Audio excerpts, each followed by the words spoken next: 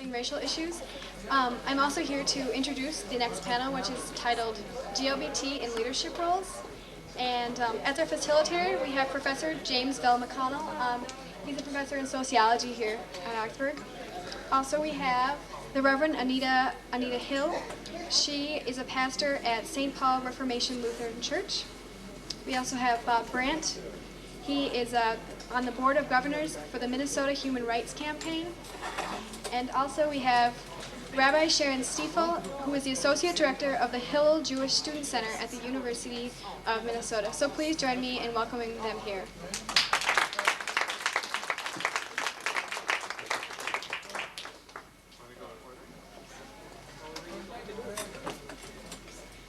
I thought we'd just take 10 minutes from each of our speakers.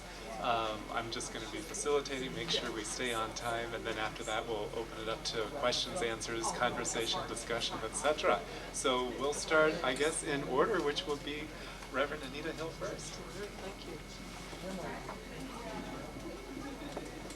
you. As I understand, the task of each of us is to tell something of our story, and there'll be a question and answer time so we can engage what your questions are as well. I'm delighted to be with you.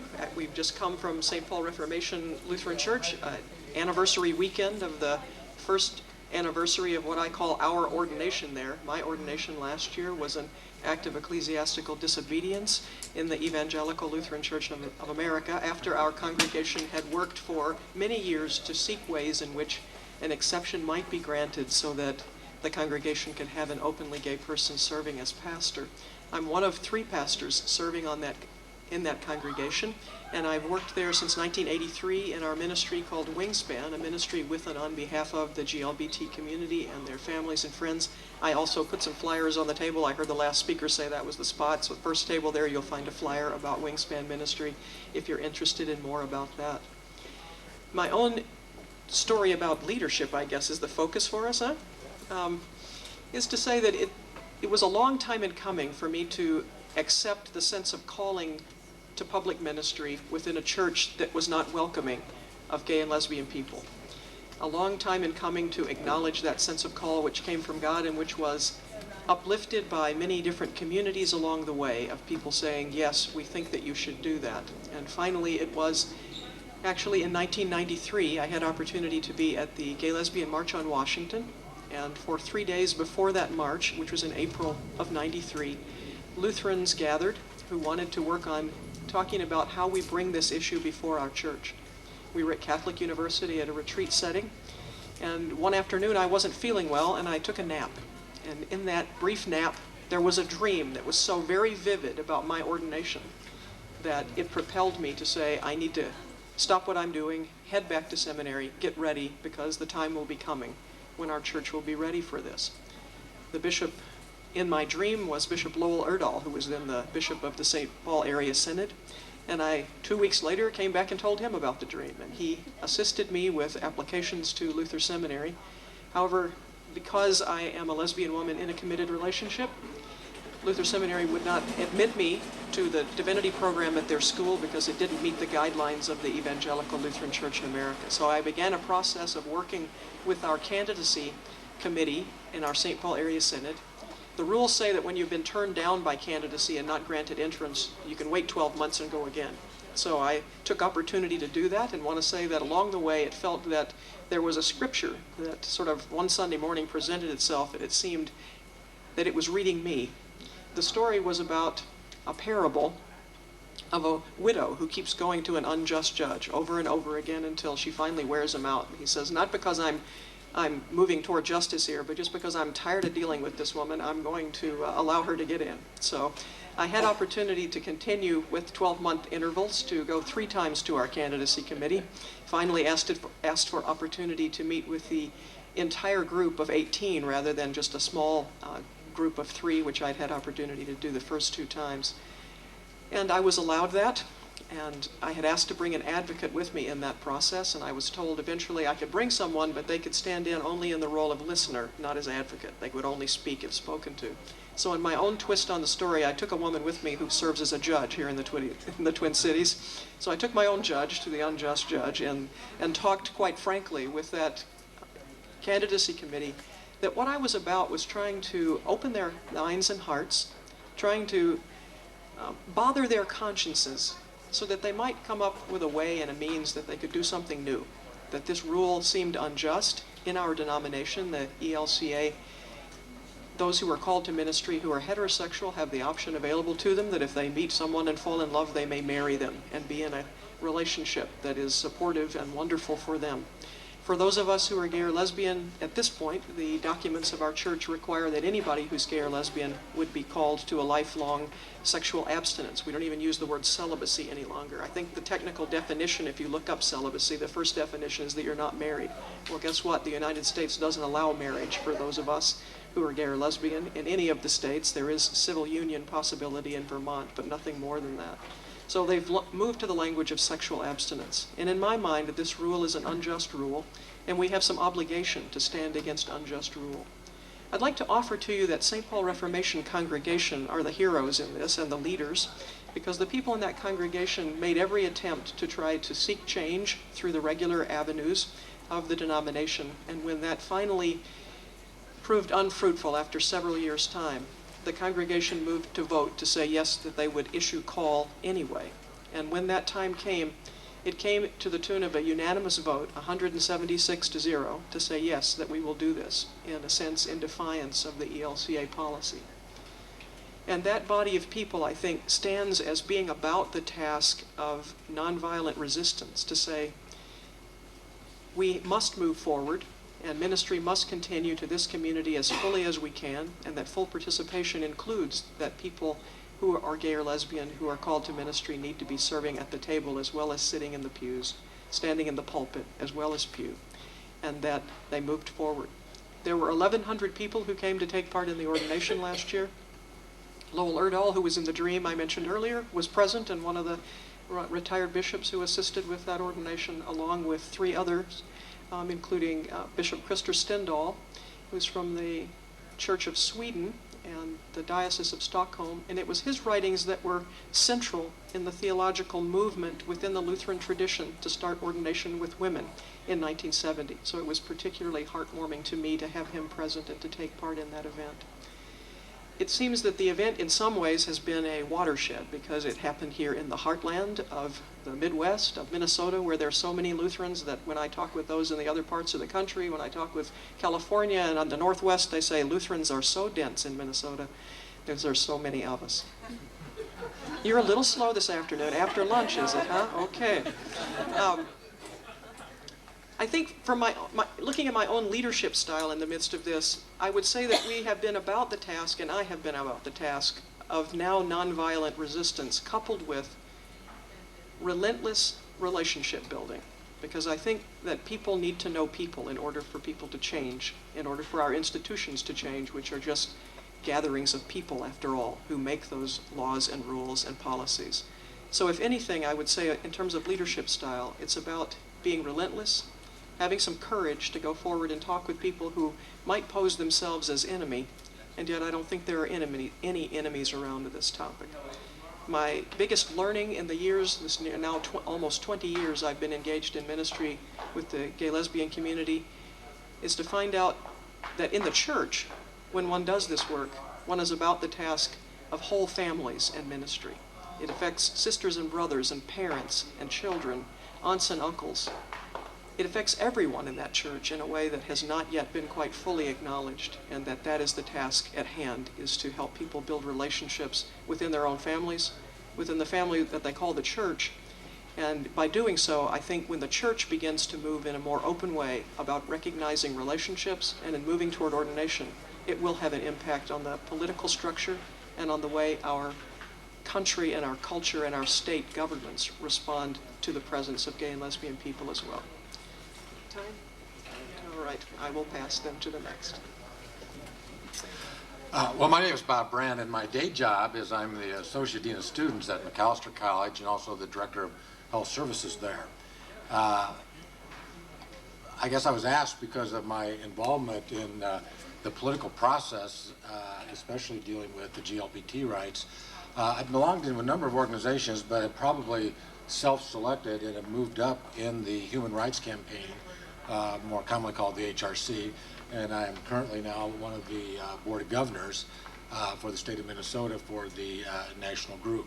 I also coordinate the political activities for the HRC in the state of Minnesota, working with the 8 congressional districts in the state to help get out the vote, to help deal with the issues that we find so important to our community.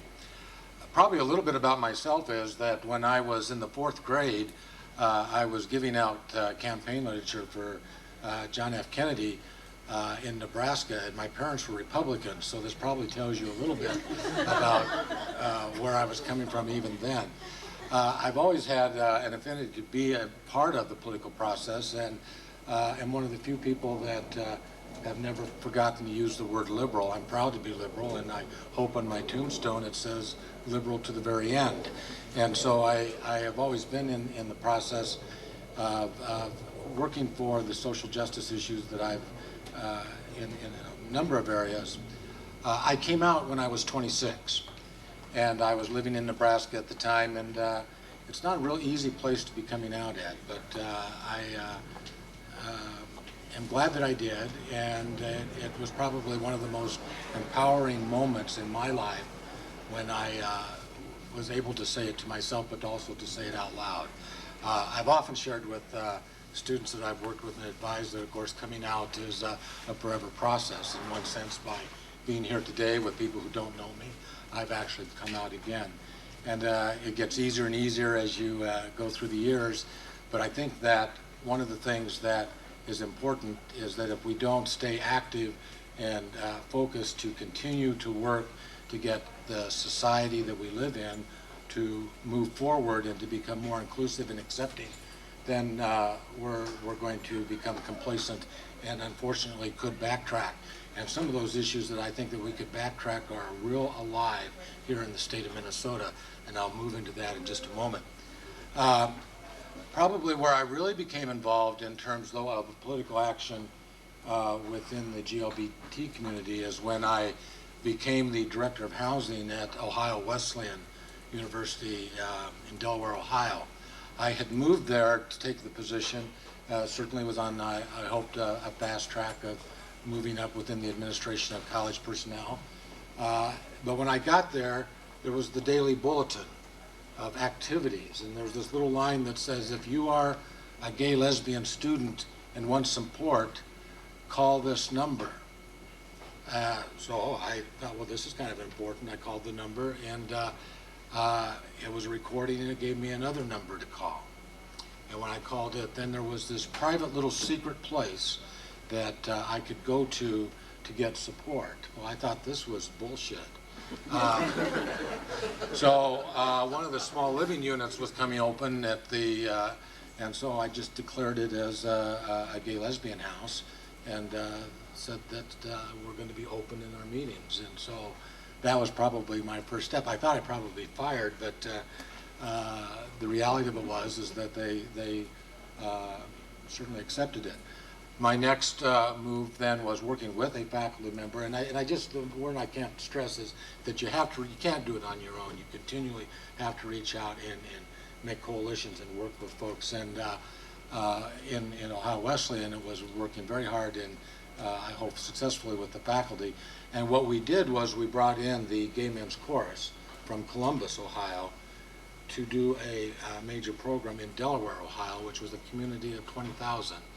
And you know, it was a turning point because it was allowing a community to see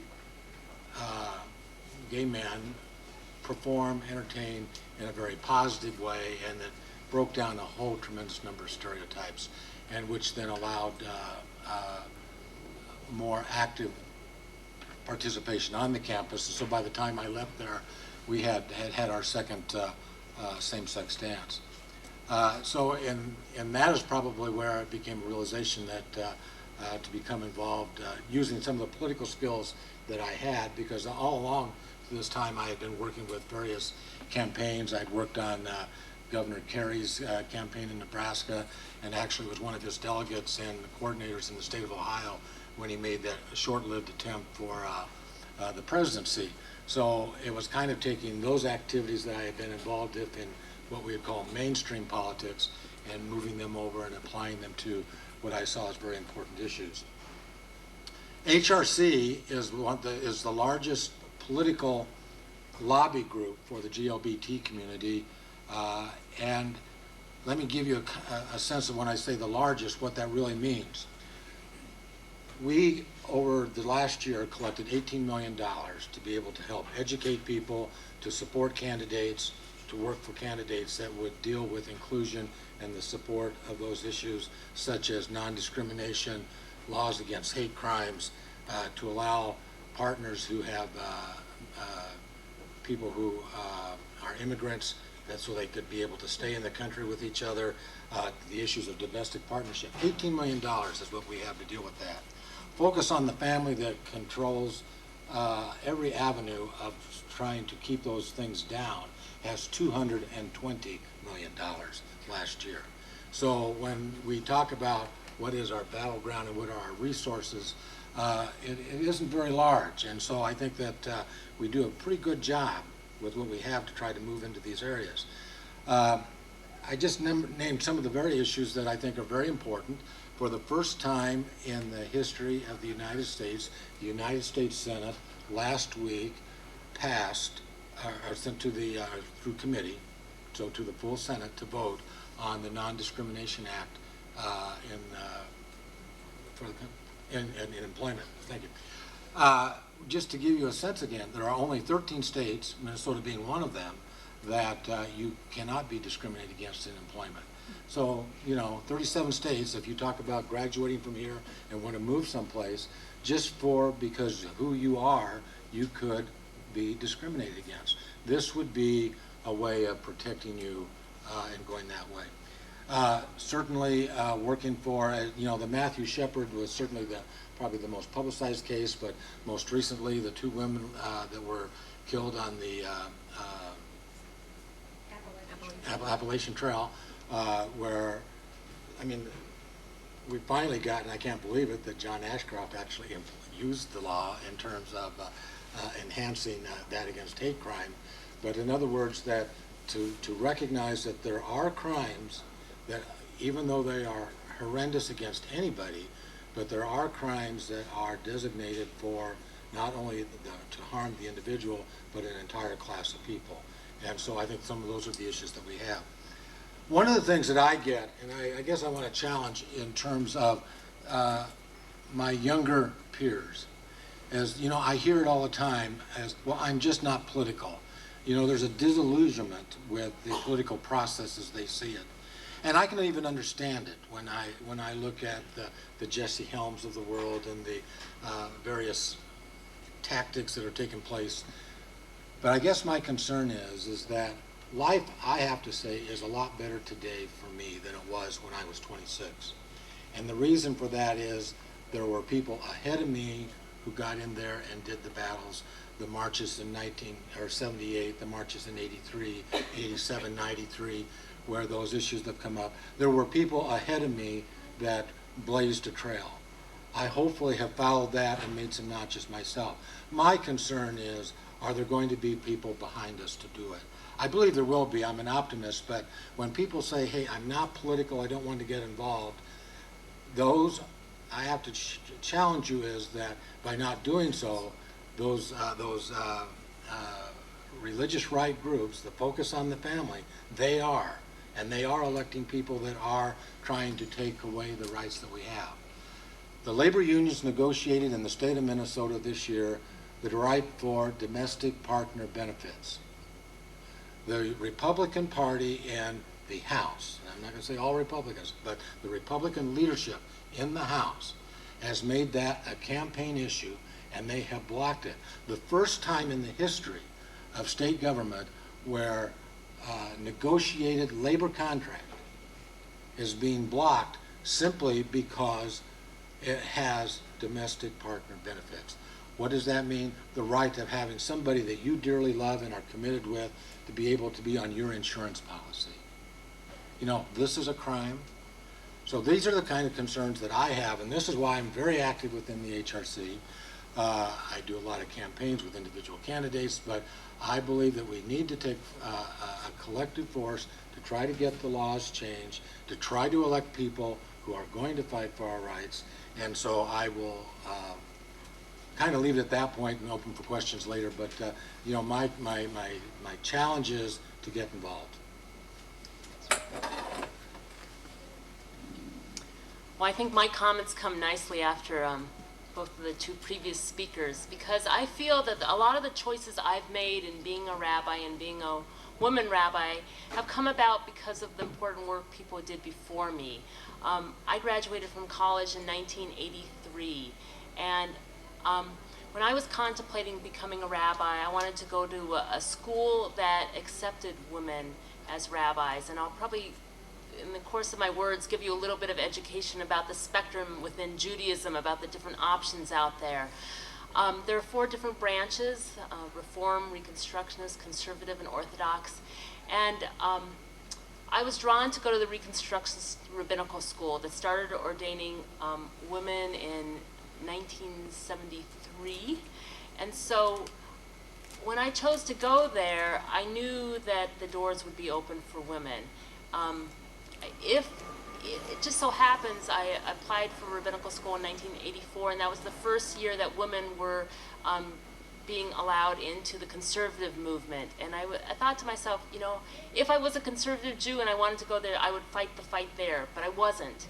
And the other interesting thing I have to say is that the rabbinical school I went to was the first school that accepted openly gay and lesbian students, and that was in 1983. Now that was not, for me, an overriding factor at the moment, because I was not openly gay at that point. I was questioning. But I have to say that I positioned myself to go to a school that the issues were going to be not the immediate access issues, but the secondary issues. So I guess what I want to say is that even if a school has open policies about admitting, doesn't mean that all the work is done, because people still need to find jobs and communities still need to be educated. It's sort of like, you know, you can have all the civil rights legislation that you want, but there's still racism out there. You still have to deal with structures. And my life was also guided, that I had the benefit of having role models in 1983 in my college years. While there weren't many women rabbis, there were a few women rabbis, and that influenced me. I don't think I knew any out gay and lesbian rabbis, but there probably were a few. So I guess the first thing I have to say is that part of leadership or deciding where you go also depends where your ideology fits and the environment that you put yourself in. Briefly, I'll tell you that had I gone to the Reform seminary called Hebrew Union College, it would probably also have been a fine experience. They were having women ordained since 1972, and they also, while they didn't have an open policy for gay and lesbian seminarian students, they did later on, and so it would have ultimately been okay. The conservative movement, which is more middle of road in observance, as I said, only started accepting women in 1984 and still does not accept openly gay and lesbian students, and you cannot graduate if you're openly gay or lesbian in that movement. There are conservative gay and lesbian rabbis, and some of them have chosen to come out after they've been ordained. But if you say that you're openly gay and lesbian, you will not be ordained in the conservative movement. The Orthodox movement, which is the most strict in its adherence, which considers homosexuality an abomination, do not accept women as rabbis and do not accept gay and lesbians. That would, I don't know, they would say that it would be like having ordaining an adulterer or anything else that goes against Jewish law. And I'm not an Orthodox Jew, and I have not had to deal with that system. So that's what I want to say about where I position myself within the movements.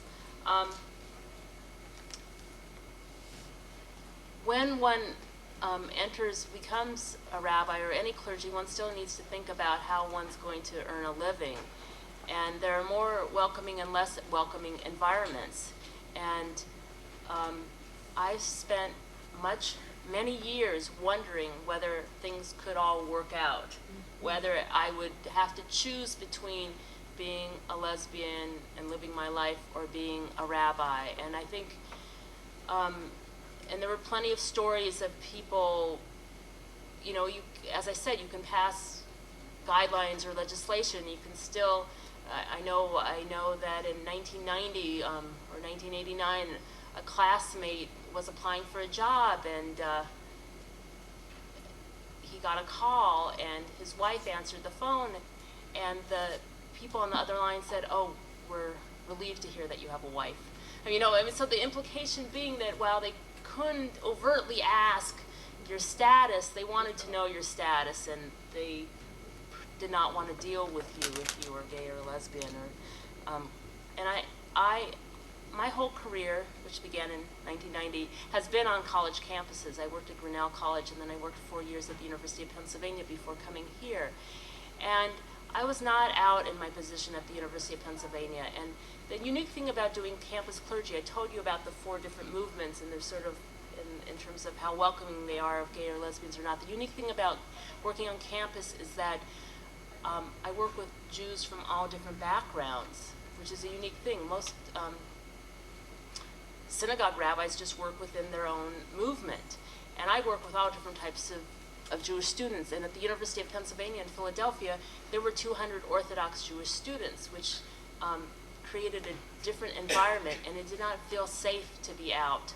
I did help a group of Jewish students. We called it J-Bagel, J-BGL, if you get it.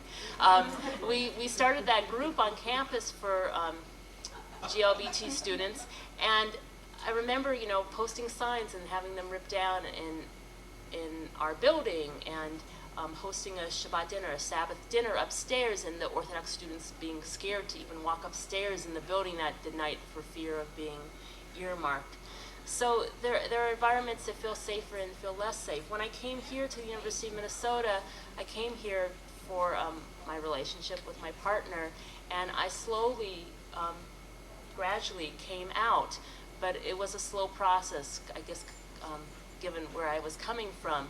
But it has only been a very positive experience for me. My partner and I had a commitment ceremony, and members of the Hillel board, the executive board of directors, are part of a klezmer band, and they played at our commitment ceremony. So that's a pretty out experience. We have 2 children. I gave birth to 2 kids, and just this past March we had a baby naming ceremony, and I chose to have that at Hillel, which is my workplace. So I feel that I've gradually come further out, and I guess I want to conclude by saying that there's a certain amount of activism or leadership that I've done just by living my life, and that I'm an example to other people just by living my life. And you know what you said about building relationships, and the students get to know me, and they get to see who I am and my values, and without making, you know, big public statements all the time, living my life, setting an example is also a form of leadership.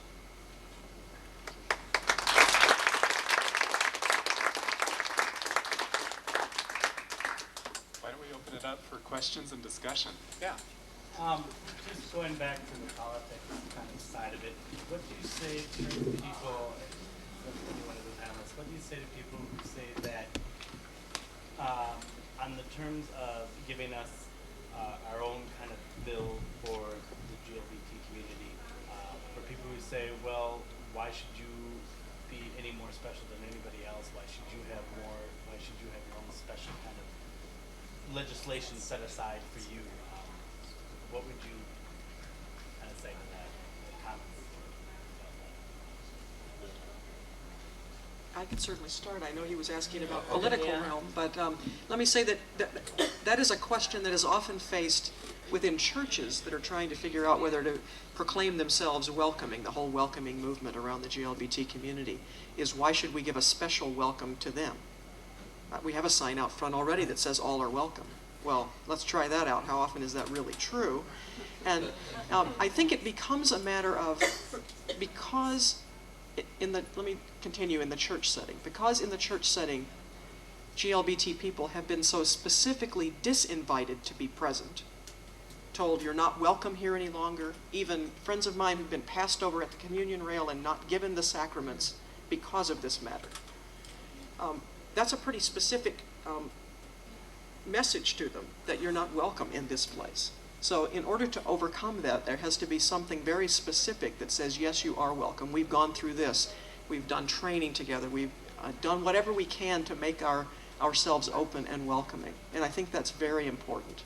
And as that begins to project itself toward the political realm, I'll just make another comment and then pass to Bob and to Sharon, that in the political realm, because there now has been something around hate crimes, for example, when it comes to that level that a group of people has been so targeted for hateful behavior and discrimination, that certainly becomes the time when a remedy is called for.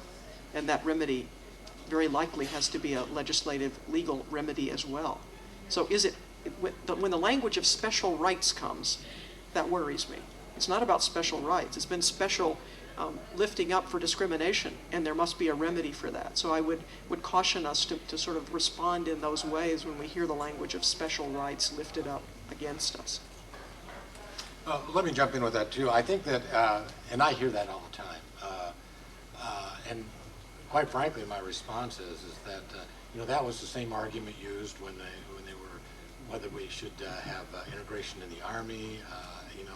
Every step of the way. The point in fact is, if what they were saying was true, we wouldn't be having the issue of the day. And so the fact that the discrimination already occurs means that we need to have legislation to prevent it from happening. And if it wasn't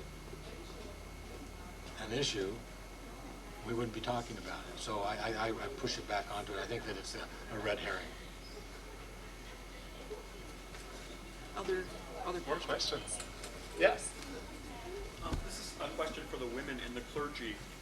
Those great ancient books that are often called upon to suggest that the homosexual lifestyle is somehow wrong, that God tells us in His great truth that this should not be allowed. And many right-wing preachers quote scripture that I don't know off the top of my head. But how do you respond to that? And how do you bring people in to say that there is a place in the Judeo-Christian faith, and that those parts of the truth maybe aren't so true, or they aren't true for today? Or how does that work? How do you bring people around to some other interpretation? I want to answer that quite seriously, but I want to start by telling you that Lynn Lavner, who's a comedian, says that there are 6 admonishments in the Bible to homosexuals, but there are 362 admonishments to heterosexuals. It's not that God doesn't like them as much, it's just that they need more supervision.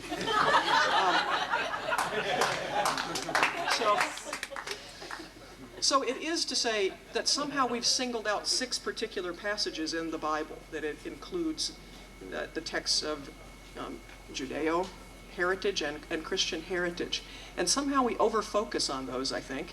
I think it has become convenient to do so, just as in our culture sometimes we focus on matters of sex and abortion rights and other things when the World Trade Organization has somehow become a new ruling class in the whole way in which the world is organized.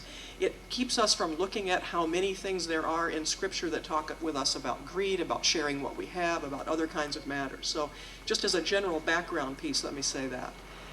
In looking at Scripture, one has to be about the task of understanding the context in which it was written, the particular cultural relativity of the time and how that would impact what is there.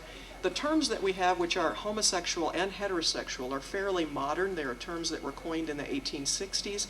So the notion of a psychosocial makeup as part of who we are as human beings is a fairly modern phenomena to be talking about it in this way.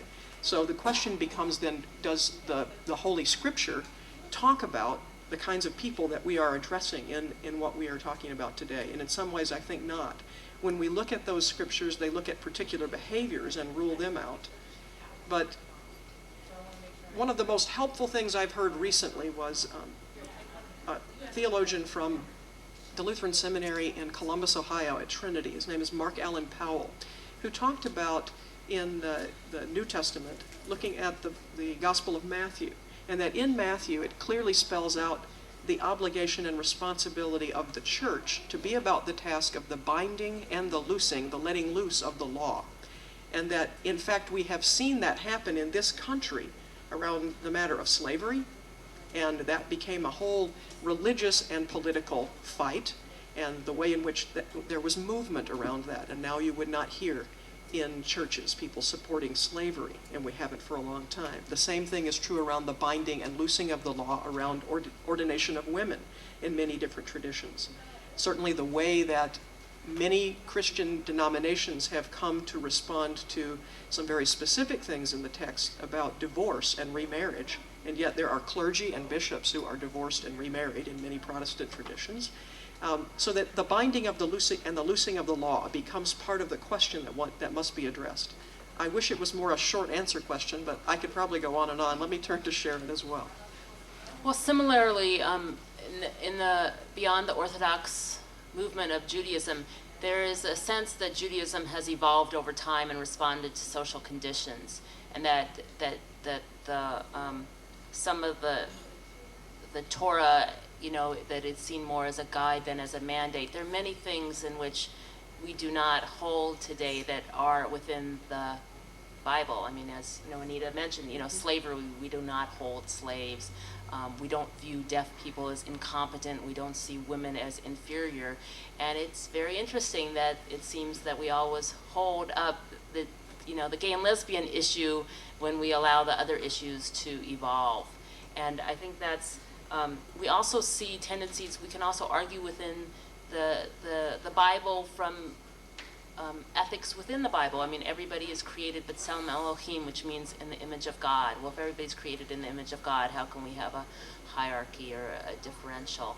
And I think it much involves whether one is a fundamentalist or not. If one's a fundamentalist, I think it's hard to do some of this work, but not impossible.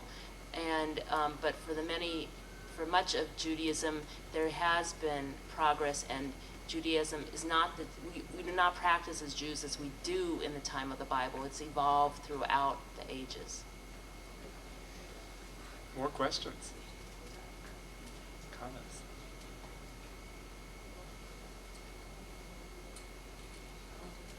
Joe? Just wanted to know just how encouraging all three of your stories are about the kinds of progress and movement that you've all experienced, and just how nice that is to hear. And also just to note that more work that needs to be done, and a series of incidents on campus here over the course of the last year or so, and I mean that have been bubbling up in the last few days, even with a march just I think yesterday, and it had to do with a series of incidents, derogatory comments written on flyers and so on, things that the kinds of things that I know you're all familiar with. But I'm wondering if any suggestions you have on ways for the campus community to respond. Besides this event, obviously, is a great way to go. But moving forward from here, in working as a community on addressing that series of challenges.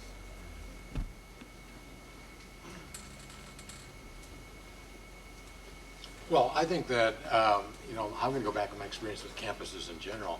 I think the more you communicate and talk about it and put it out front, the more we learn, and the more we learn, the better decisions we make.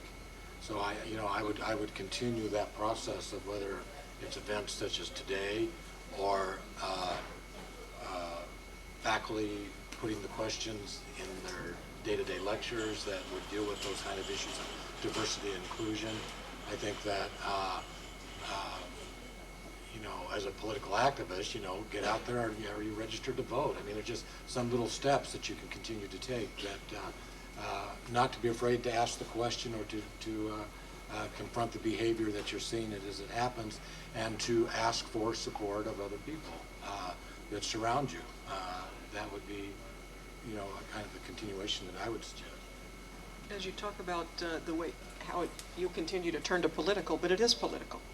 People say that this is such a personal matter. People shouldn't talk about it in public. Well, it is a personal matter, but it's also a very public matter, and it's a political matter.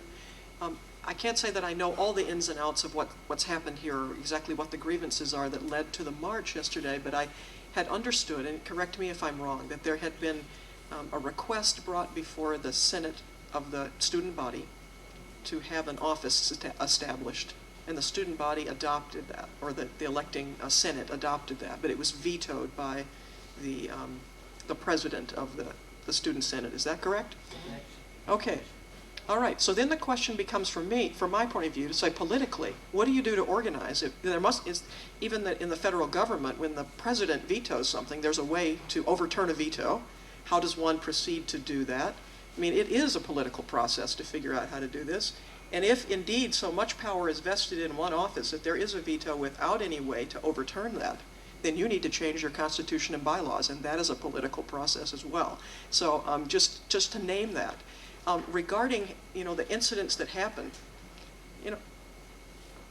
uninformed, misguided people do things sometimes. But how do we as a whole community say no to that and continue to say no to it?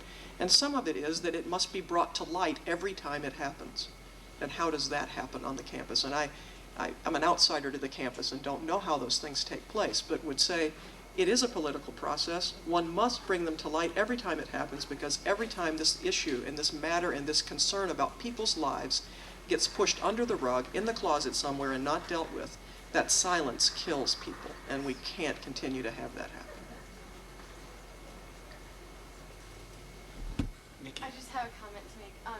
I appreciate both of you for saying that very much, because I think that's what our group, Queer and Street Community, is trying to do now, is to keep on bringing those issues to the front and make people listen and see what's going on.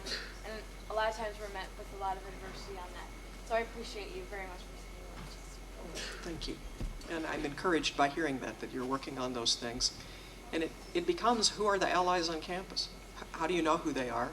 And how do you keep pressing them, sort of agitating them to move forward and to do the next step? What is the next step? And in some ways, my understanding of sort of growing liberation movements is that allies need to be taking their marching orders from the people who are most oppressed. And how do we invite our allies to do that with us? And I say that fully as someone who sat through most of the last hour and listened to talks about racism, to say that I know I have work to do there, and sometimes it is that the community that's most hurt needs to, take me by the arm and say, listen, something else has to be done, and you need to be about it, and then I need to take that very seriously and begin to work on it. Time for another question.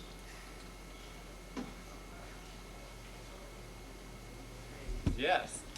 So, from an activist standpoint of view, how do you, as activists, take negative pressure that comes from your action and not let that keep you from not saying anything again? Does that make any sense? If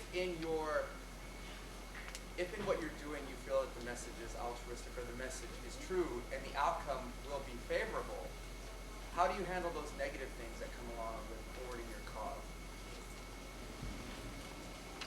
Who wants to start? Well, I'll go ahead and start.